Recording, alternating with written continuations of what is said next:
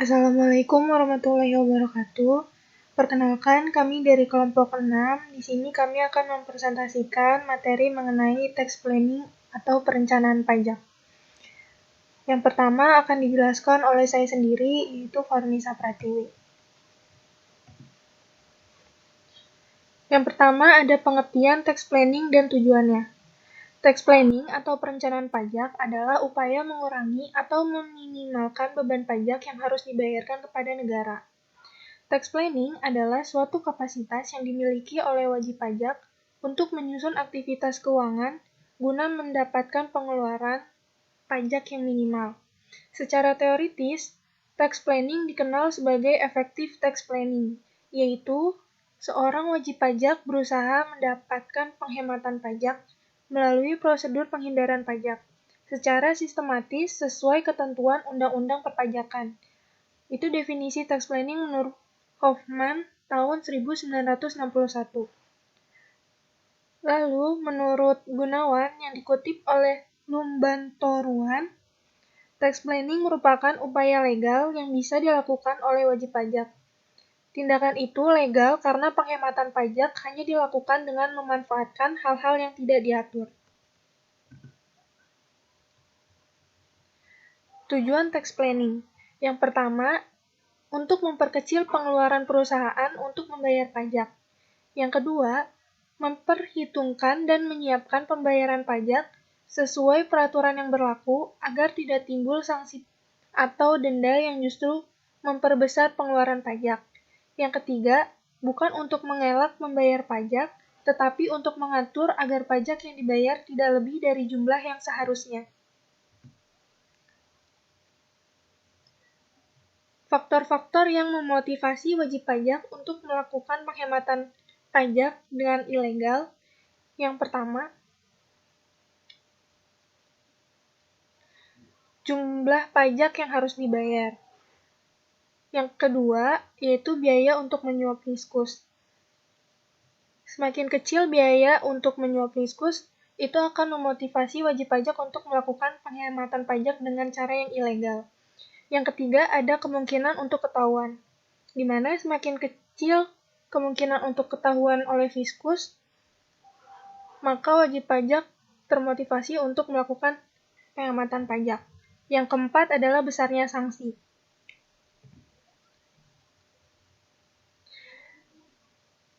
Syarat-syarat menjalankan tax planning.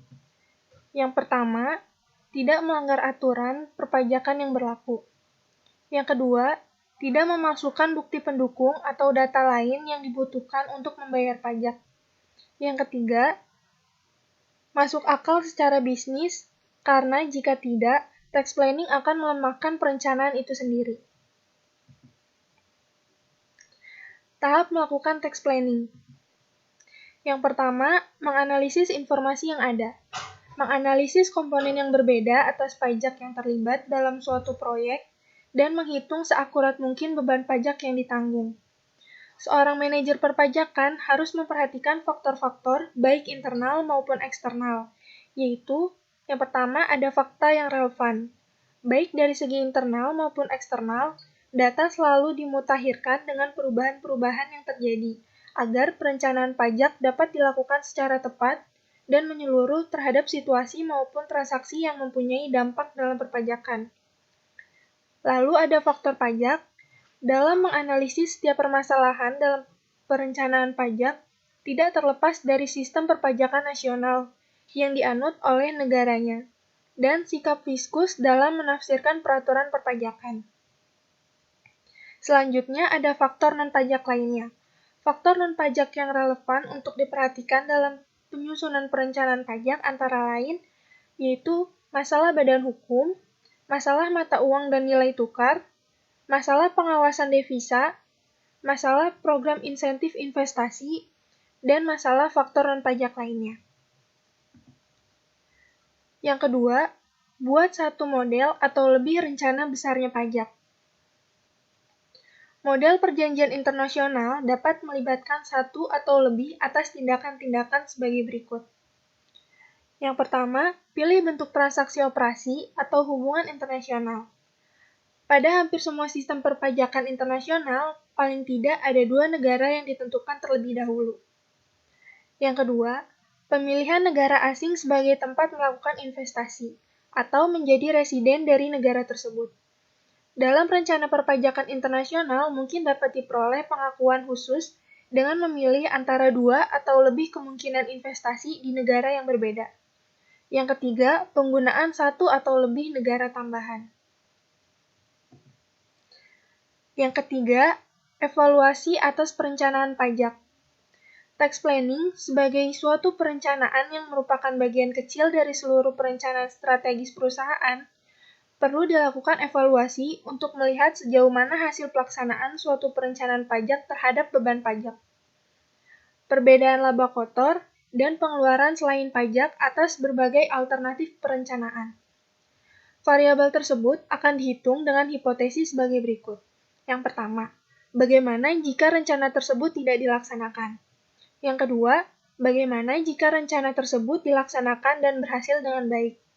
Yang ketiga, bagaimana jika rencana tersebut dilaksanakan tetapi gagal? Rumus untuk menghitung laba atau rugi atas suatu perencanaan pajak. Di sini ada keterangan dari masing-masing huruf. Untuk huruf A adalah estimasi laba kotor jika tidak dilaksanakan perencanaan pajak. Yang B, estimasi laba kotor jika dilaksanakan perencanaan pajak. Yang C, estimasi beban pajak jika perencanaan pajak tidak dilaksanakan. Yang D, estimasi beban pajak jika perencanaan pajak dilaksanakan. Yang E, estimasi beban pajak jika perencanaan pajak dilaksanakan tetapi gagal. Yang F, estimasi biaya selain pajak jika perencanaan pajak tidak dilaksanakan. G, estimasi biaya selain pajak jika perencanaan pajak dilaksanakan.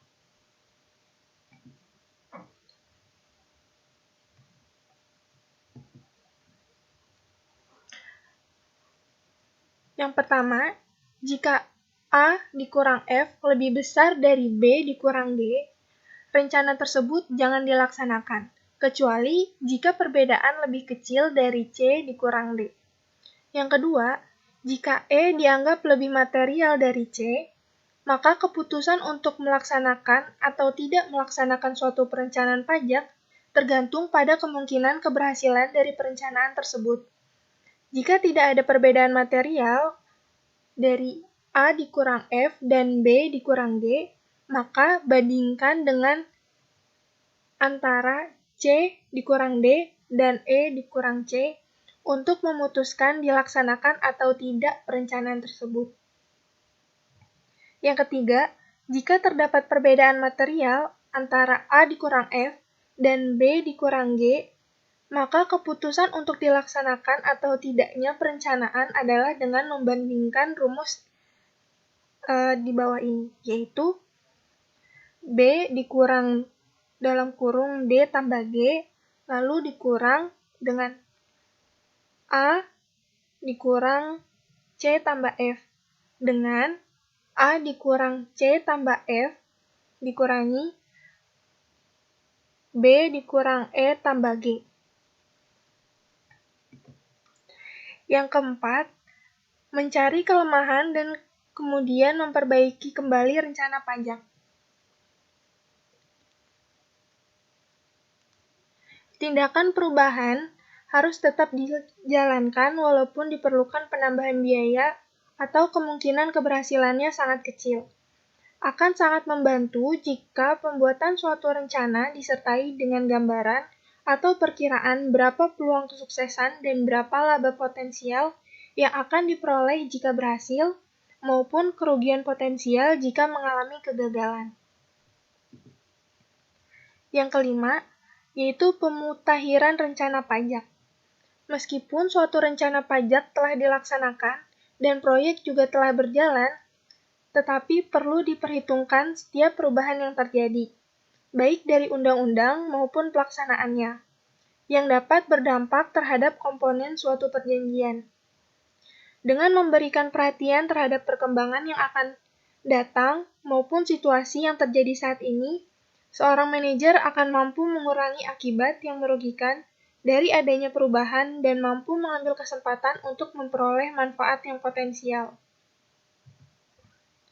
Selanjutnya ada 5 skema tax planning. Yang pertama adalah tax avoidance. Tax avoidance atau penghindaran pajak merupakan upaya perusahaan menghindari pengenaan pajak melalui transaksi yang bukan merupakan objek pajak.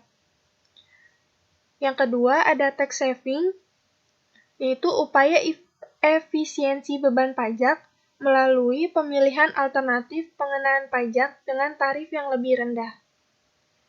Yang ketiga, mengoptimalkan kredit pajak yang diperkenankan. Kebanyakan wajib pajak badan kurang mengetahui bahwa mereka dapat mengkreditkan pajak yang sudah dipotong asalkan tidak menyimpang dari peraturan.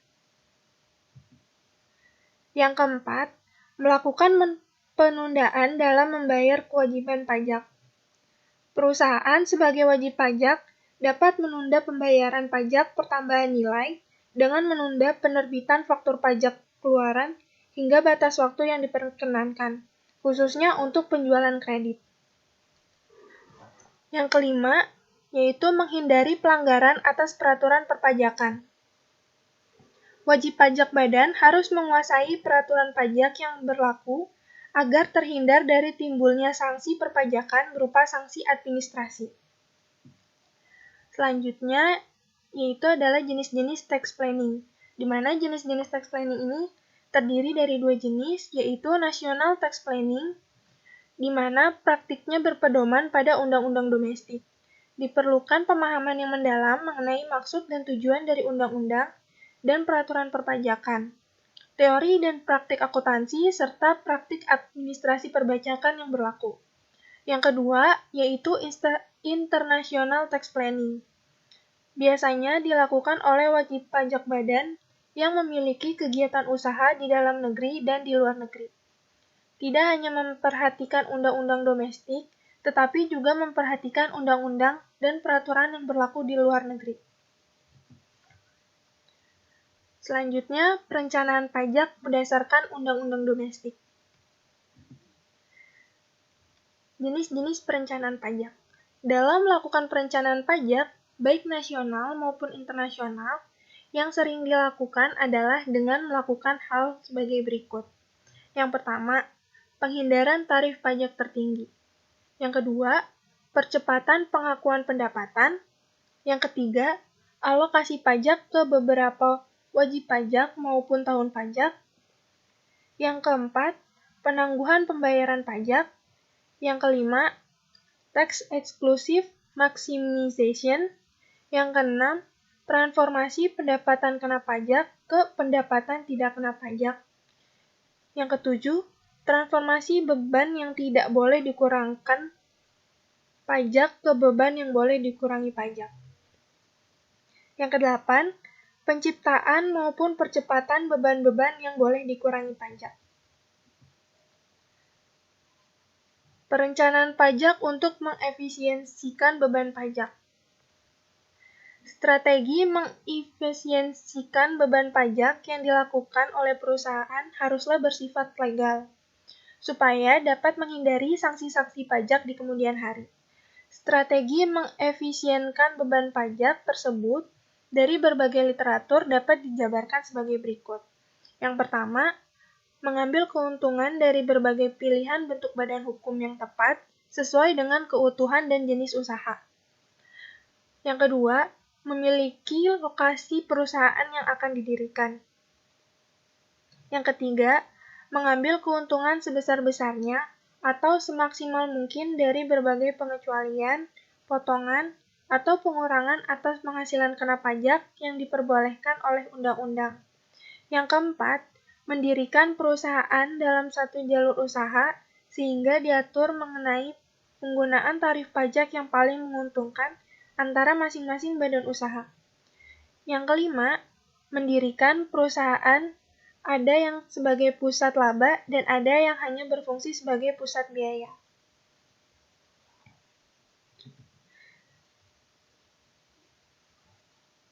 Yang keenam, memberikan tunjangan kepada karyawan dalam bentuk uang atau natura dan kenikmatan dapat sebagai salah satu pilihan untuk menghindari lapisan tarif pajak maksimum.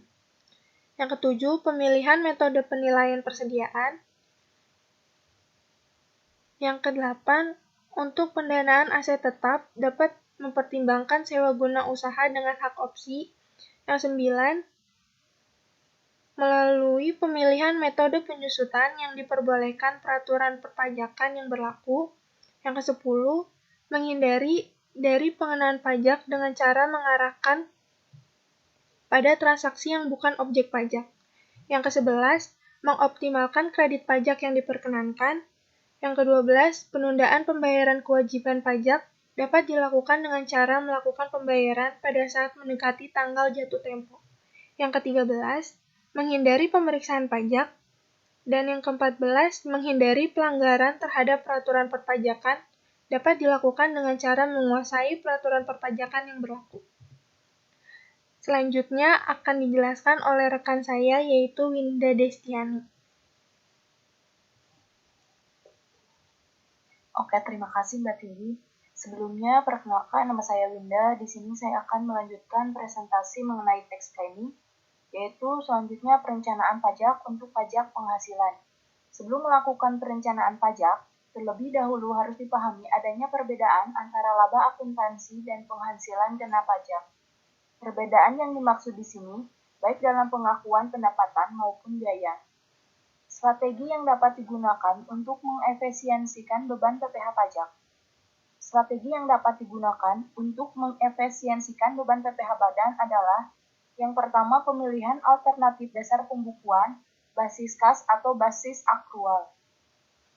Yang kedua, pengelolaan transaksi yang berkaitan dengan pemberian kesejahteraan kepada karyawan.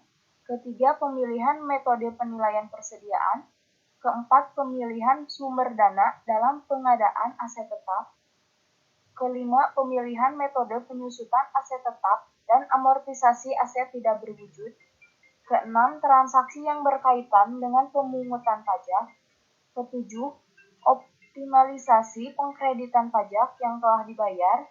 Kedelapan, permohonan penurunan pembayaran angsuran masa PPh pasal 25 bulanan. Yang ke-9, pengajuan surat keterangan bebas PPh pasal 22 dan pasal 23. 10, rekonsiliasi SPT. Dan ke-11, penyertaan modal pada perseroan terbatas dalam negeri.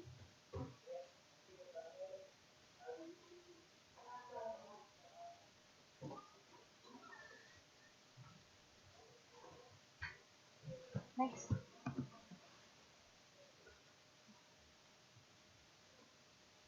Di sini ada yang pertama, pemilihan alternatif dasar pembukuan. Pada basis akrual, pendapatan dan biaya dicatat dan dilaporkan pada saat timbulnya hak dan kewajiban, meskipun uangnya belum diterima ataupun dibayar. Basis kas yang dimodifikasi dalam rangka menghitung PPh badan.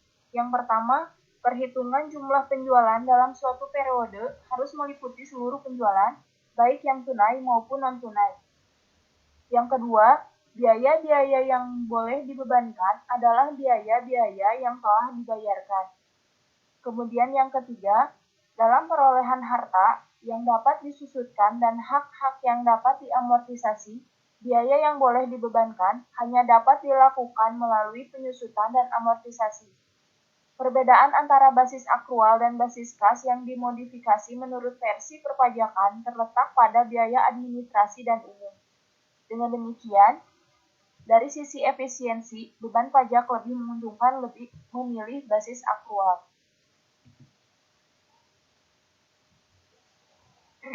Yang kedua, pengelolaan transaksi yang berhubungan dengan pemberian kesejahteraan karyawan.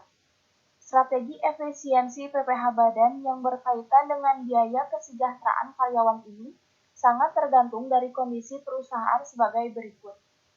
Yang pertama, pada perusahaan yang memperoleh penghasilan kena pajak yang telah dikenakan tarif tertinggi dan pengenaan PPh badannya tidak final, diupayakan seminimal mungkin memberikan kesejahteraan karyawan dalam bentuk natura dan kenikmatan. Yang kedua, Untuk perusahaan yang PPh badannya dikenakan pajak secara final, sebaiknya memberikan kesejahteraan karyawan dalam bentuk natura dan kenikmatan karena pemberian natura dan kenikmatan kepada karyawan tidak termasuk objek PPh pasal 21.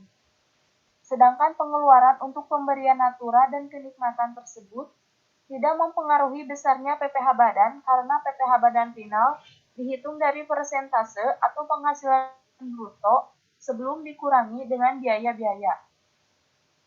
Yang ketiga, bagi perusahaan yang masih rugi, pemberian natura dan kenikmatan akan menurunkan PPh pasal 21, sementara PPh badan tetap nihil.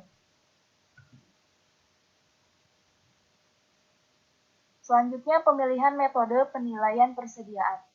Penentuan metode penilaian persediaan cukup penting dalam perencanaan pajak, terutama untuk perusahaan yang bergerak di bidang manufaktur dan perdagangan.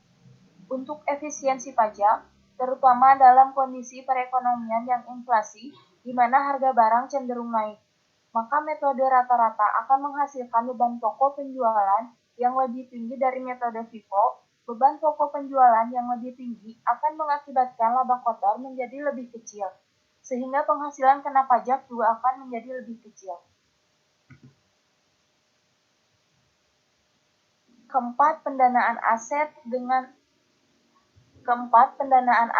tetap dengan sewa guna usaha dengan hak opsi.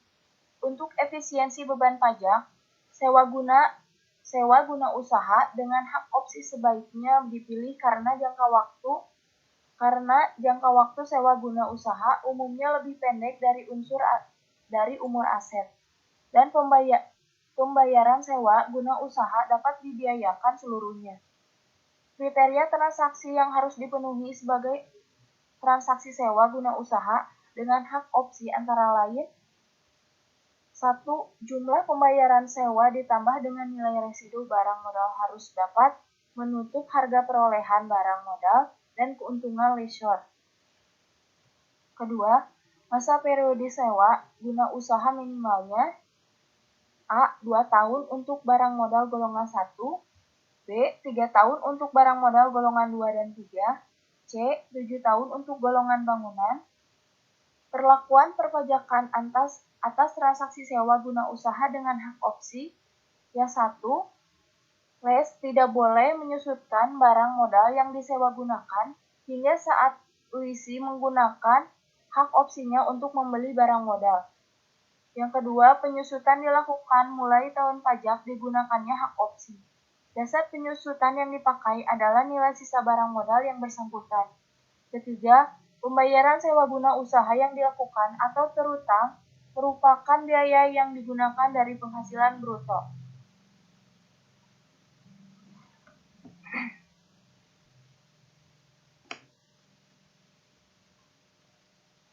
Kelima, pemilihan metode penyusutan aset tetap dan amortisasi hak aset tak berwujud.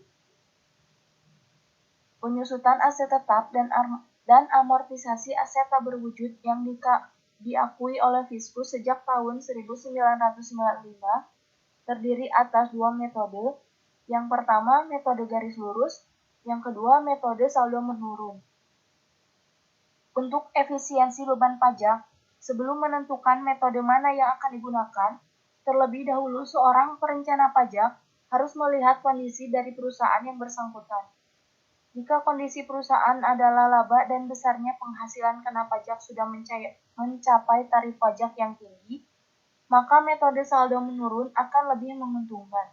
Sebaliknya, jika kondisi perusahaan rugi, maka lebih baik memilih metode garis lurus.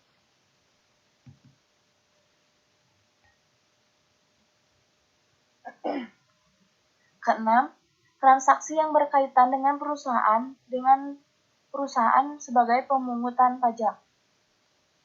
Masalah yang sering kali timbul adalah pihak yang bersangkutan tidak bersedia dipotong pajaknya. Apabila perusahaan tidak withholding tax, perusahaan akan menanggung akibatnya jika dilakukan pemeriksaan oleh Fiskus karena perusahaan akan dikenakan kewajiban untuk membayar withholding tax, dimaksud ditambah denda bunga atas keterlambatan penyetoran sebesar 2% sebulan dari pokok pajak.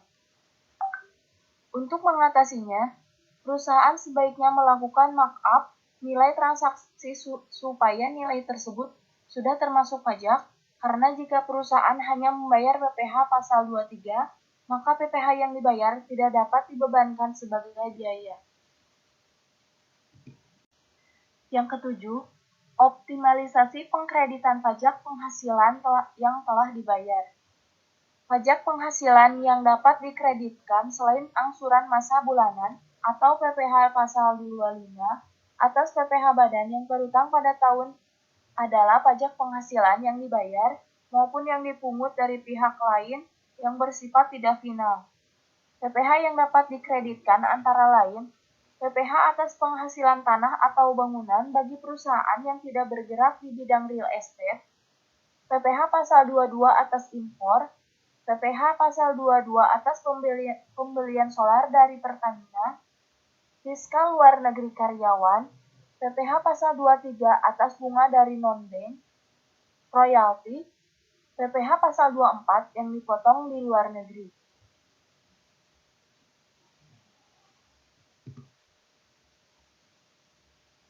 Yang kedelapan, pengajuan penurunan angsuran masa PPh pasal 25.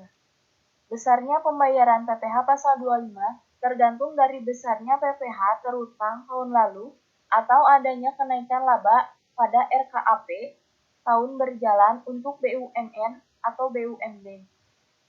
Namun bisa terjadi diproyeksikan dalam tahun berjalan mengalami penurunan laba, sehingga jika mengangsur PPh pasal 25 yang besarnya berdasarkan tahun lalu, maka kemungkinan pada akhir tahun akan terjadi kelebihan pembayaran pajak. Sehingga perusahaan sebaiknya mengajukan permohonan penurunan angsuran massa dengan disertai proyek laba pada akhir tahun dan alasannya terjadi penurunan laba.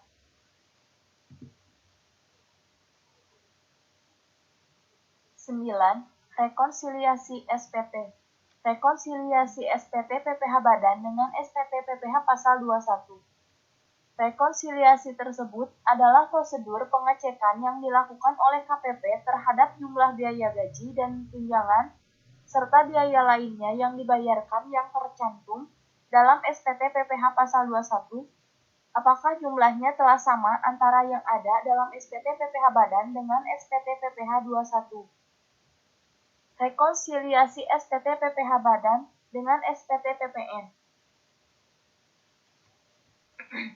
Mengecek apakah jumlah omset penjualan dalam SPT PPh badan dengan jumlah omset menurut SPT PPN bulan Desember tahun bersangkutan sudah sama. Namun bisa terjadi perbedaan karena yang pertama, omset yang tercantum dalam SPT PPh badan dapat lebih besar karena menggunakan asas basis aktual.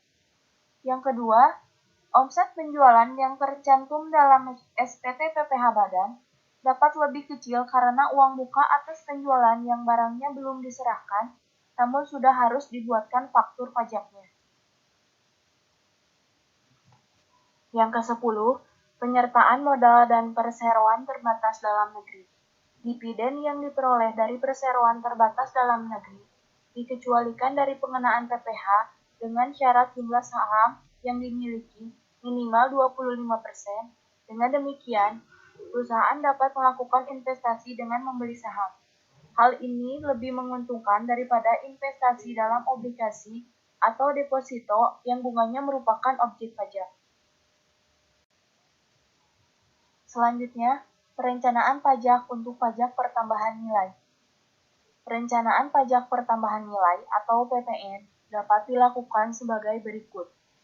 Yang pertama, memaksimalkan PPN masukan yang dapat dikreditkan.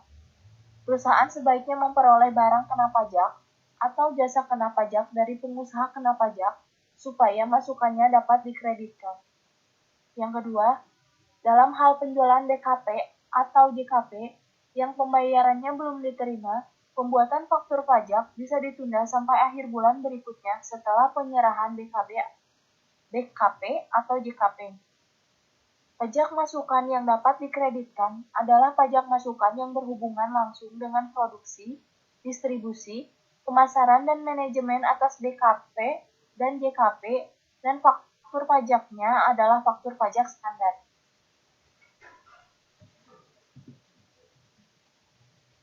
Perencanaan pajak internasional.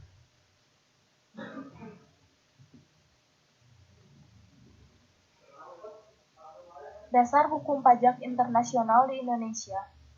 Pajak internasional yang diberlakukan di Indonesia diatur sepenuhnya dalam beberapa peraturan perpajakan nasional, di antaranya: yang pertama, Peraturan Perpajakan Nasional yang mengatur perjanjian penghindaran pajak berganda, tercantum dalam Pasal 32A Undang-Undang PPH, mengenai pemerintah berwenang untuk melakukan perjanjian dengan pemerintah negara lain dalam rangka penghindaran pajak berganda dan pencegahan pengelakan pajak. Yang kedua, Peraturan Perpajakan Nasional pada Pasal 3 Undang-Undang PPH tentang tidak termasuk sumber subjek pajak. Yang ketiga, Peraturan Perpajakan Nasional pada Pasal 2 Undang-Undang PPH tentang subjek pajak luar negeri dan bentuk usaha tetap atau BUT. Yang keempat, Peraturan Perpajakan Nasional Pasal 18 Undang-Undang PPH tentang hubungan istimewa bila mana terdapat ketidakwajaran dalam perpajakan. Yang kelima, Peraturan Perpajakan Nasional Pasal 22 Undang-Undang PPH tentang kredit pajak luar negeri.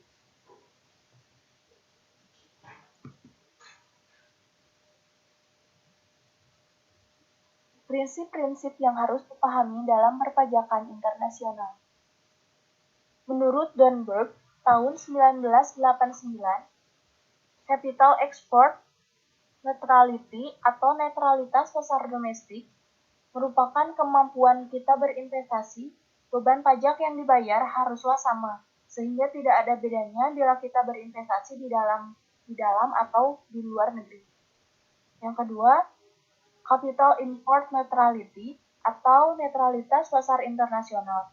Dari manapun investasi berasal, dikenakan pajak yang sama, sehingga baik investor dari dalam negeri atau luar negeri akan dikenakan tarif pajak yang sama bila berinvestasi di suatu negara.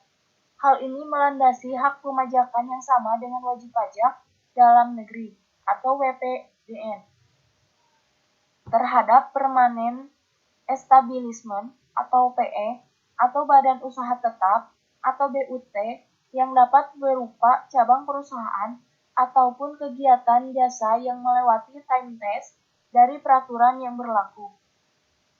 Yang ketiga, national neutrality.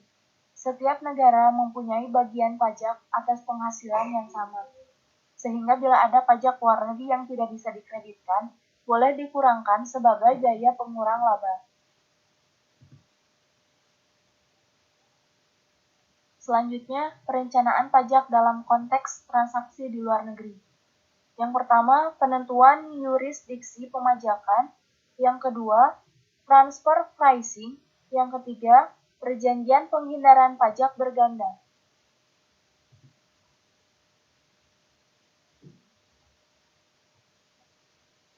Di sini ada masalah dalam perpajakan internasional. Yang pertama, transfer pricing. Kegiatan ini adalah mentransfer laba dari dalam negeri ke perusahaan dengan hubungan istimewa di negara lain yang tarif pajaknya lebih rendah. Hal ini dapat dilakukan dengan membayar harga penjualan yang lebih rendah dari harga pasar. Membiayakan biaya-biaya lebih besar daripada harga yang wajar. Decapitalization atau memperbesar utang dengan beban bunga untuk mengurangi laba. Di Indonesia, transfer pricing dicegah dalam Undang-Undang PPH Pasal 18, di mana pihak fiskus berhak mengkoreksi harga transaksi, perhitungan utang sebagai modal, dan DER atau Debt Equity Ratio.